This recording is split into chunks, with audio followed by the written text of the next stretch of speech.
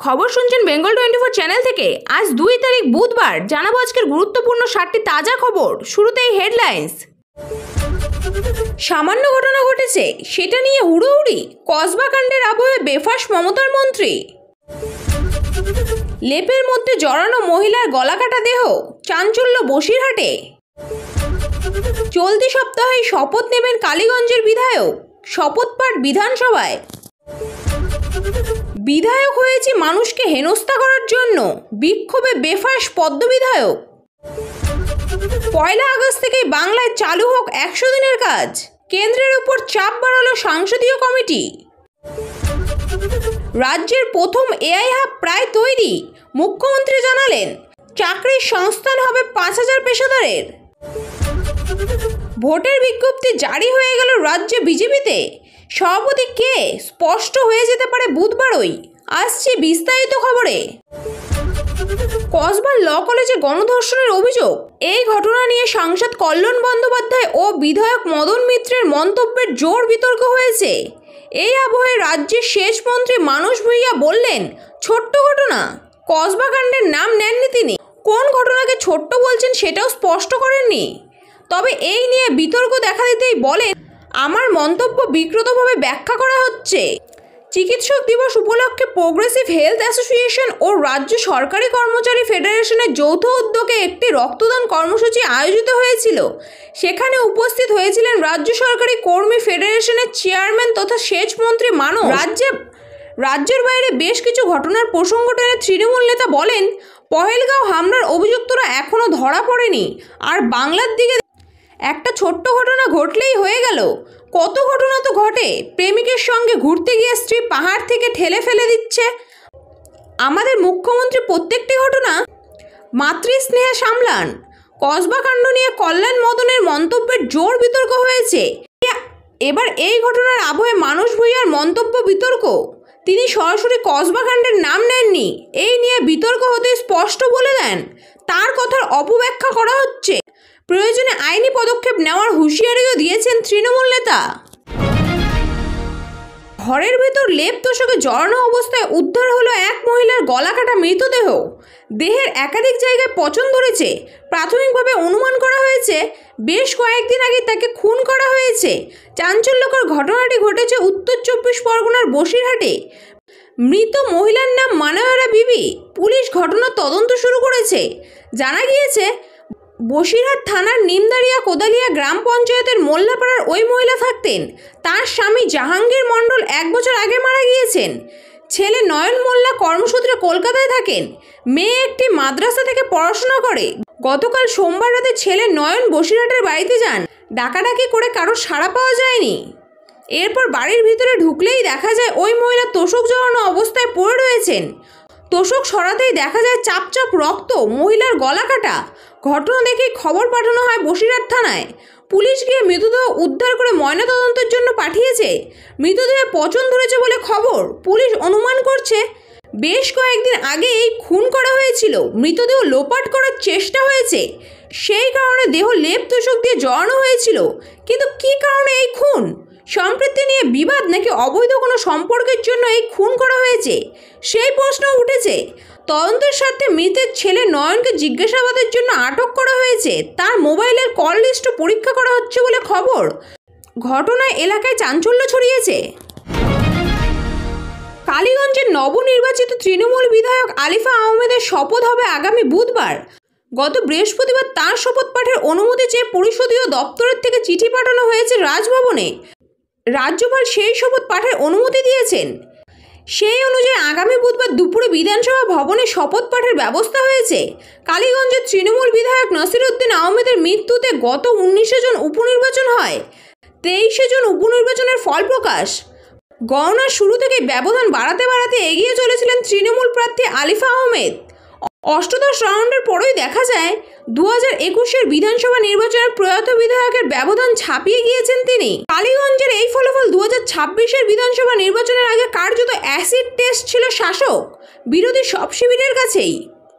এই লড়াইয়ে তরুণ মুখ বছর 38-এর আলিফাকে এগিয়ে দিয়েছিল শাসক শিবির। প্রয়াত বিধায়ক বাবার যোগ্য মেয়ে হিসেবে সেই ভরসা রেখেছেন। কমিশন সূত্রে খবর, গণনা শেষে 50,000-এর বেশি ভোটে জিতেছেন আলিফা আহমেদ, যা 2021-এর ব্যবধানের চেয়েও বেশি। 26-এর আগে এই জয় ঘাসফুল শিবিরের ভরপুর অক্সিজেন জোগালো, তা বলাই বাহুল্য।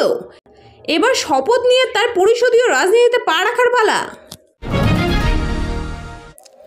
দক্ষিণ কলকাতার ল কলেজের ছাত্রীকে গণধর্ষণের প্রতিবাদ কর্মসূচিতে বেফাঁস বিজেপি বিধায়ক। চাঁদ বাউরি মুখ ফসকে বলে ফেলেন, মানুষের ভোটে বিধায়ক হয়েছি মানুষকে হেনস্থা করার জন্য। তার এই বক্তব্যের ভিডিও সোমবার রীতিমতো ভাইরাল হয়ে যায়। ঠিক কী বলেছিলেন পদ্ম বিধায়ক নদিয়ার চাঁদ বাউরি? একাধিক পুলিশকর্মীর সামনে তাদের উদ্দেশ্য করে বলেন, আপনারা রাজনীতি করছেন, রাজনীতি করতে চাইলে করুন, তবে ঝান্ডা ধরুন, টিএমসির ঝান্ডা ধরুন, আর যদি ভালো লাগে তাহলে আমাদের ঝান্ডাও ধরতে পারেন। আমরা মানুষের ভোটে বিধায়ক হয়েছি মানুষকে হেনস্থা করার জন্য। আপনারা আমাদেরকে চক্রান্ত করে বিজেপি করাটা বন্ধ করে দিতে চাইছেন। শাসকের অন্যায়ের বিরুদ্ধে লড়াই করছি, মানুষের সহযোগিতা করুন, রাজনীতি করবেন না। টিএমসিকে মদত করলে আমাদের আন্দোলন চলবে। এদিন বিজেপি বিধায়কের ওই বক্তব্যকে ঘিরে সামাজিক মাধ্যম সহ জেলার রাজনৈতিক সমালোচনার ঝড় ওঠে। দক্ষিণ কলকাতার ল কলেজের ছাত্রীকে গণধর্ষণের প্রতিবাদ কর্মসূচিতে বেফাঁস বিজেপি বিধায়ক। চাঁদ বাউরি মুখ ফসকে বলে ফেলেন, মানুষের ভোটে বিধায়ক হয়েছি মানুষকে হেনস্থা করার জন্য।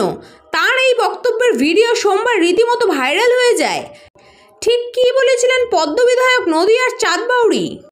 একাধিক পুলিশকর্মীর সামনে তাদের উদ্দেশ্য করে বলেন, আপনারা রাজনীতি করছেন, রাজনীতি করতে চাইলে করুন, তবে ঝান্ডা ধরুন, টিএমসির ঝান্ডা ধরুন, আর যদি ভালো লাগে তাহলে আমাদের ঝান্ডাও ধরতে পারেন। আমরা মানুষের ভোটে বিধায়ক হয়েছি মানুষকে হেনস্থা করার জন্য। আপনারা আমাদেরকে চক্রান্ত করে বিজেপি করাটা বন্ধ করে দিতে চাইছেন। শাসকের অন্যায়ের বিরুদ্ধে লড়াই করছি, মানুষের সহযোগিতা করুন, রাজনীতি করবেন না। টিএমসিকে মদত করলে আমাদের আন্দোলন চলবে। এদিন বিজেপি বিধায়কের ওই বক্তব্যকে ঘিরে সামাজিক মাধ্যম সহ জেলার রাজনৈতিক সমালোচনার ঝড় ওঠে।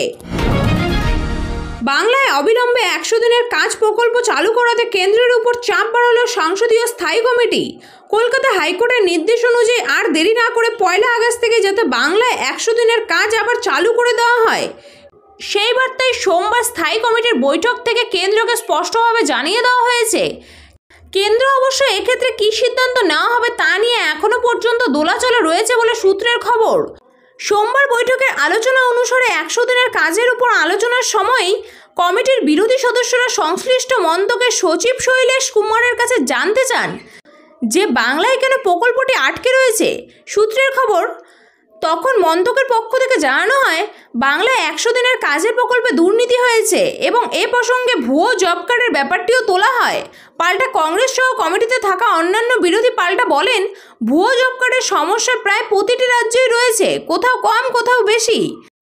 তার জন্য কাজ আটকে থাকতে পারে না। ভুয়ো কার্ড বাতিল করার মতো ব্যবস্থা গ্রহণ করা যায়। বৈঠকের শেষে শৈলেশ কুমার বলেন, বৈঠকে কী আলোচনা হয়েছে সে বিষয়ে একটি শব্দও আমি বলতে পারবো না। কমিটির চেয়ারম্যান তথা উড়িষ্যার কংগ্রেস সাংসদ সপ্তগিরি উল্কা মেনে নিয়েছেন যে বৈঠকে বাংলা নিয়ে আলোচনা হয়েছে। বৈঠকে বাংলার কোনো সাংসদ উপস্থিত ছিলেন না। সূত্রের খবর, কলকাতা হাইকোর্টের রায়ের প্রেক্ষিতে কেন্দ্র সরকার কী পদক্ষেপ নিতে চলেছে সেই বিষয়ে এদিনের বৈঠকে স্পষ্টভাবে কিছু জানানো হয়নি। হাইকোর্টের রায় মেনে 1 আগস্ট থেকে বাংলার 100 দিনের কাজ শুরু করা হবে নাকি রায়ের বিরোধিতা করে শীর্ষ আদালতে আবেদন করা হবে সেই বিষয়ে বৈঠক খোলাসা করে কিছুই বলেননি শৈলেশ কুমার। কেন্দ্রীয় গ্রামান্বয়ের মন্ত্রী শিবরাজ সিং এ বিষয়ে প্রধানমন্ত্রী নরেন্দ্র মোদীর সঙ্গে আলোচনা করে সিদ্ধান্ত নেবেন। রাজারহাটে এআই সেন্টার তৈরি করেছে আইটিসি ইনফোটেক। সেজন্য নিউটাউন অ্যাকশন এরিয়া 3 এলাকায় 17 একর জমির জন্য অকুপেন্সি সার্টিফিকেট দিয়ে দিয়েছে পুরসভা। মঙ্গলবার সেই কথাই সমাজ মাধ্যমে ঘোষণা করলেন মুখ্যমন্ত্রী মমতা বন্দ্যোপাধ্যায়। বাংলা থেকে জাতীয় তথা আন্তর্জাতিক স্তরের প্রযুক্তি নির্ভর বিনিয়োগের ক্ষেত্রে এটি একটি বড় পদক্ষেপ বলে মনে করেছেন মুখ্যমন্ত্রী। তিনি জানান, আইটিসির ওই ভবন থেকে অন্তত 5000 পেশাদার কর্মী কাজ করতে পারবেন। মঙ্গলবার নিজের এক্স হ্যান্ডেলে মমতা লেখেন, আমি আনন্দের সঙ্গে জানাচ্ছি যে আমাদের নিউটাউন কলকাতায় উন্নয়ন কর্তৃপক্ষ কর্তৃক নিউটাউনের অ্যাকশন এরিয়া 3 এলাকায় অবস্থিত আইটিসি লিমিটেড বিশ্বমানের আইটি অ্যান্ড আইটিএস ক্যাম্পাসের জন্য অকুপেন্সি সার্টিফিকেট দেওয়া হচ্ছে। এই সেন্টারটি তৈরি হয়েছে হিটকোর বরাদ্দ করা 17 একর জমিতে। উল্লেখ্য, অকুপেন্সি সার্টিফিকেট হলো স্থানীয় পুর কর্তৃপক্ষের জারি করা কোনো নথি যা কোনো ভবন বা নির্মাণের পরিকল্পনা এবং নিরাপত্তা সংক্রান্তের মানের সঙ্গে সংশ্লিষ্ট নির্মাণ কাজ করার জন্য পুরসভার সম্মতি নিশ্চিত করে। এর মাধ্যমে নিশ্চিত করা হয় ভবন বা নির্মাণটি বসবাসের জন্য নিরাপদ এবং তা পুরসভার সমস্ত নিয়ম মেনে তৈরি হয়েছে। বিজেপির রাজ্য সভাপতি নির্বাচন ঘিরে যাবতীয় জল্পনায় অবশেষে ইতি পড়ল। বিজ্ঞপ্তি জারি করে রাজ্য সভাপতি নির্বাচনের দিনক্ষণ ঘোষণা করল বিজেপি। আগামী বৃহস্পতিবার হবে রাজ্য সভাপতি বাছাইয়ের নির্বাচন। তার আগে বুধবার মনোনয়নপত্র জমার পর্ব সেরে ফেলা হবে। একের বেশি মনোনয়ন জমা না পড়লে বুধবারের রাজ্য সভাপতির নাম চূড়ান্ত হয়ে যেতে পারে। বিজ্ঞপ্তিতে বিজেপি জানিয়েছেন, মনোনয়ন প্রত্যাহার করতে চাইলে তাও সেই দিনই করে নিতে হবে। বুধবার ওই চূড়ান্ত প্রার্থী তালিকা প্রকাশ করে দেবে বিজেপি। এরপরে বৃহস্পতিবার নির্বাচনের পরে সেদিন ওই রাজ্য সভাপতির নাম ঘোষণা করা হবে। বৃহস্পতিবার নির্বাচনে কারা ভোট দেবেন সেই তালিকাও ইতিমধ্যে প্রকাশ করে দিয়েছে বিজেপি। ওই তালিকায় 294 জনের নাম রয়েছে। প্রতিটি বিধানসভা এলাকা থেকে একজন করে প্রতিনিধি ও নির্বাচনে অংশগ্রহণ করেন। বিজেপি সূত্রে খবর, ওই বৈঠকে নির্বাচনের দিনক্ষণ স্থির করা হয়েছে। বৈঠকের কেন্দ্রীয় নেতৃত্বের প্রতিনিধি হিসেবে ছিলেন বাংলার দায়িত্বপ্রাপ্ত সাংগঠনিক পর্যবেক্ষক সুনীল বনসাল এবং 2 রাজনৈতিক পর্যবেক্ষক মঙ্গল পাণ্ডে। অমিত মালবীয়, বঙ্গ বিজেপি বর্তমান সভাপতি সুকান্ত মজুমদার সেই সময় লালবাজারে আটক ছিলেন। সেখান থেকেই ভার্চুয়াল মাধ্যমে তিনি বৈঠকে যোগ দেন। এতক্ষণ খবর শুনছিলেন বেঙ্গল 24 চ্যানেল থেকে। খবর আজকের মতো এই পর্যন্তই। খবর আপনার কেমন লাগলো অবশ্যই কমেন্ট করে জানাবেন এবং নিয়মিত সঠিক খবর শোনার জন্য বেঙ্গল 24 চ্যানেলটিকে সাবস্ক্রাইব করে রাখুন। দেখা হচ্ছে পরবর্তী ভিডিওতে। ধন্যবাদ।